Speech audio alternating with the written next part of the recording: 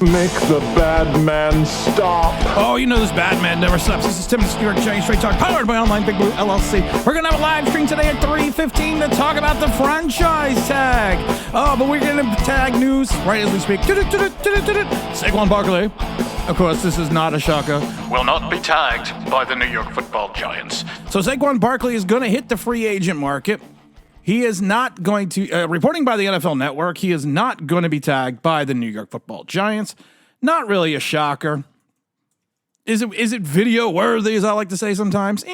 Because we kind of knew it wasn't going to happen. He's going to head into free agency. It's the end of an era for Saquon. I have to bid Saquon adieu. I have to thank him going into his 7th year in the NFL, 27 years.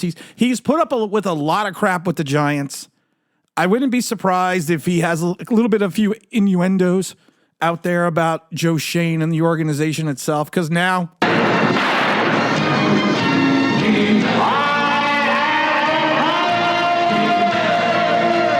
he has the power to go anywhere he wants now in the NFL. He was a good soldier for the Giants. He was a good player when he was at his peak. He was at one of the best in the league.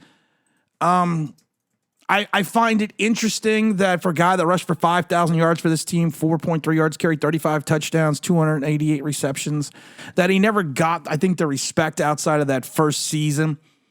Injuries, of course, derailed him in 2020. He came back, tried to come back strong in 2021, but it wasn't until that 2022 year, did he show what he could be. He had an up and down year last year, but a lot of it has to do with the quarterback play and the offensive line. Yes, the quarterback play affects the running back quite extensively. And I find it interesting that all the Daniel Jones neophytes who sit there and made excuses for Daniel Jones, well, he has no wide receivers, he's got no offensive line, never used those same excuses or that rationale for the running back. Because a running back doesn't need a good offensive line to run behind. No, a running back doesn't need that. Screw that. A running back doesn't need any offensive line. You don't need 5 guys blocking for you. And we've talked about it before. Saquon Barkley's those first 2 years, his best games came with Daniel Jones not under center, with the venerable Eli Manning under center. He had his best year with Eli Manning in 2019. His best games came when Eli Manning was under center. Why? Because Eli Manning, even with a bad offensive line, understood the fact that how to shift the line, how to call out the mic, how to put Saquon Barkley in a situation where he could catch the ball, where he could run open and free. I find it interesting that in 2018, he has 91 receptions. And then it drops to 52 the next year. Again, what was the common denominator? What was the common factor? The common factor in 19 was Daniel Jones. He's almost half his receptions went down because of the quarterback. And then he went down to 6, of course, because the injury, 41, 57, 41. Did he all of a sudden forget how to catch the ball? No. The quarterback's just not putting him in position to make the plays that he made those first 2 years. But don't worry, we're going to blame everything on Saquon. We're going to blame everything on the offensive line. We're going to blame everything on everyone else except the quarterback. That's why Saquon was a good soldier. He came out a couple times during last year, during that contract negotiation where he spoke the truth. And we've said it before, the truth shall always set you free. I think sometimes Kayvon Thibodeau is working in that direction. But he spoke the truth about the organization. Players have spoken the truth about getting Saquon paid, that he was the catalyst, that he was the straw that stirred the drink, that he did everything possible to will himself on that field for wins for the football Giants. And the Giants took advantage of that. The Giants used, I go back to the 19 season, that Arizona Cardinal game in the rain. That was his first game back from the injury, from the ankle injury. He should never have been on that field. I was at that game. I was on the field for that game. That was a terrible game for him to come back on. God awful. But they ran him back out onto that field because they were trying to get wins. Sure, and it wasn't for the sake of Barkley. It wasn't for the sake of his health. It wasn't for the sake of the longevity of his career. It was to get wins. It was to get Daniel Jones on the field and make it look good.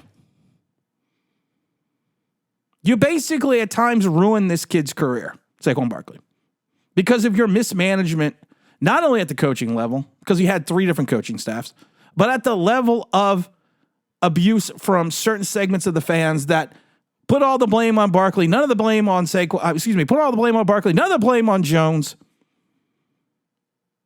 Joe Shane did the same thing when he gave Jones $160 million and franchise tag Barkley.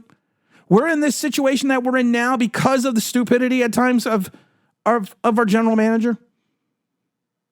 His miscalculations, his misrepresentations. There were so many people last year that said we wouldn't even give Daniel Jones $8 million. We wouldn't even give him Mitchell Trubisky money. But the Giants handed it out like it was candy on Halloween and gave him $160 million. I feel bad for Barkley. I'm glad that he's pulling a Snake Plissken and he's escaping from New York. But it's the situation that aggravates me.